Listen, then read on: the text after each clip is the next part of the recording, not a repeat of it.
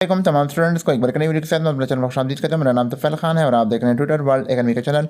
Twitter world academy Namish की तरफ revise कर रखते हैं। सबसे पहले आप तक अपडेट्स में जाते रहते हैं, जॉब्स की अपडेट, यूनिवर्सिटी एडमिशन वाले अपडेट, कोई भी नई अपडेट आती है आप तक पहुँचा देते रहते हैं ताकि आपको लम्हा बाखबर करते रहें। आज हम आपके साथ एक बहुत बड़ी अपडेट शेयर करने जा रहे हैं। एटॉमिक एनर्जी में एक ज़बरदस्त वैकेंसी का ऐलान कर दिया गया है जिनके लिए पूरे पाकिस्तान से मर्द और औरतें नजर अप्लाई कर सकते हैं। तो आए आज कल एडवर्टाइजमेंट की तरफ बिना ताख़ीर के बगैर वीडियो को आखिर तक देखा करें ताकि आपको अच्छी आसानी से समझ आ सकें। सबसे पहले तो मैं आपको बताता हूँ, मैं जान लूँ कि इसमें रेगुलर बेसिस पे भी हैं और कॉन्ट्रैक्ट बेसिस पे भी हैं, लेकिन ये पोस्ट जो है टेम्प्रेरी पोस्ट पर है, टेम्प्रेरी है, लेकिन उसके बाद आपको कंटिन्यू कर दिया जाएगा। सबसे पहले टेक्नीशियन 1 SPS4, इनके लिए केमिकल मैकेनिकल मेट्रोलॉजी होनी चाहिए। इनके लिए अगर क्वालिफिकेशन की बात की जाए तो 3 साल आपके पास डिप्लोमा होने चाहिए एसोसिएट इंजीनियरिंग में, और वो भी फर्स्ट डिवीजन के साथ, और इनके लिए कोई एक्सपीरियंस की ज़रूरत नहीं। साइंटिफिक असिस्टेंट 1 SPS4 इसके लिए अगर क्वालिफिकेशन की बात की जाए तो BSc के लोग अप्लाई कर सकते हैं, लेकिन उसके आपकी फर्स्ट डिवीजन होनी चाहिए फिज़िक्स में और केमिस्ट्री में। इनके लिए एक्सपीरियंस की कोई ज़रूरत नहीं। टेक्नीशियन 2 SPS3, इनके लिए FSC के लोग अप्लाई कर सकते हैं, लेकिन FSC के लोग सिर्फ अगर आपकी FSC इंजीनियरिंग में तो आप इसके लिए अप्लाई कर सकते हैं, और वो भी फर्स्ट डिवीजन के साथ होनी चाहिए, और मैट्रिक भी आपकी साइंस के साथ होनी चाहिए, और वो भी फर्स्ट डिवीजन के साथ, और 2 साल आपके पास अप्रेंटिसशिप सर्टिफिकेट भी होना चाहिए। इनके लिए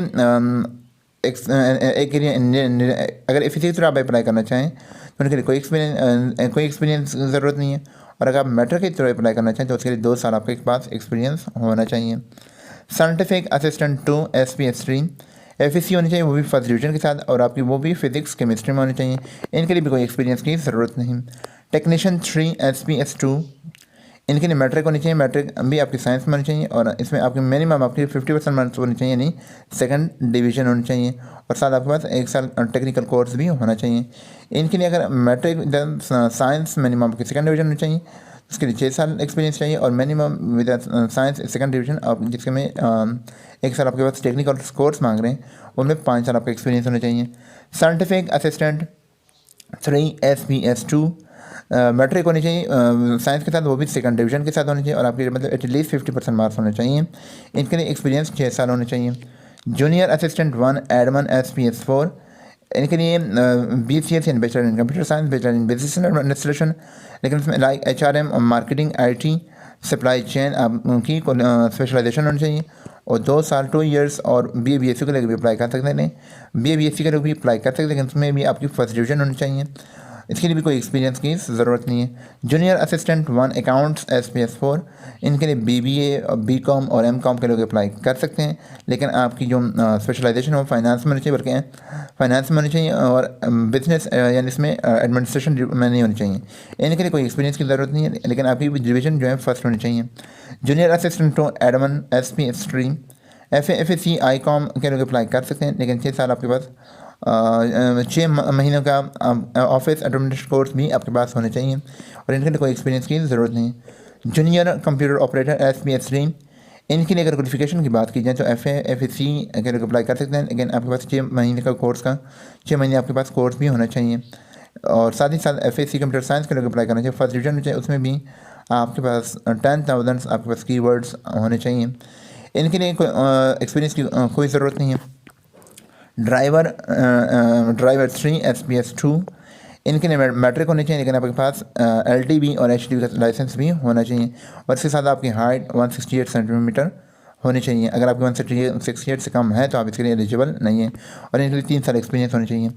कैंडिडेट्स की जो एज की बात की जाए तो 18 साल से कम ना हो, बल्कि और 35 साल यानी 18 और 35 साल के दरमियान में होनी चाहिए, यानी क्लोजिंग डेट यानी जिस दिन यानी इनकी जो डेट है 2 मई तक आपकी 18 या 35 साल के दरमियान एज होनी चाहिए।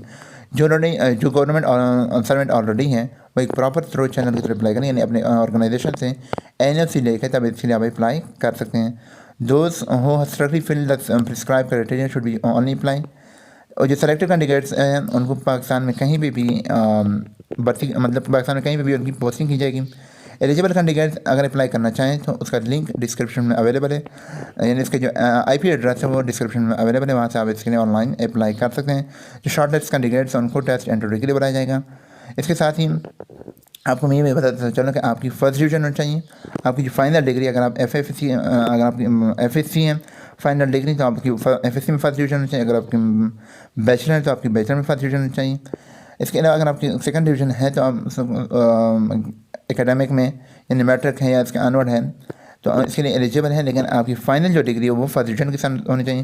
थर्ड डिवीज़न वाले अप्लाई नहीं कर सकते। जो अपॉइंटमेंट ऑफ सीरियल 1 to 7 जो है वो रेगुलर बेसिस पे है, और जो सीरियल 3, 4, 5, 6, 9, 10, 11 जो है वो कॉन्ट्रैक्ट बेस पे हैं।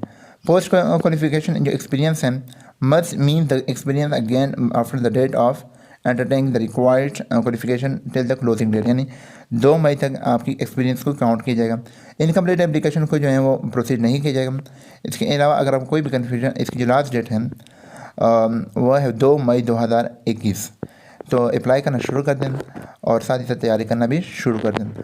और अगर आपको ये वीडियो पसंद आई है तो इसको ज़्यादा से ज़्यादा लाइक और शेयर करना मत भूलिएगा, और इसको अपने दोस्तों के साथ लाजमी शेयर कीजिएगा। हो सकता है आपके शेयर करने से दूसरे बंदे को फ़ायदा हो। और अगर चैनल सब्सक्राइब नहीं किया तो चैनल को सब्सक्राइब और साथ बेल आइकन दबाएं, ताकि आपको हमारे आने वाली वीडियोज़ की नोटिफिकेशन आसानी मिलते रहें।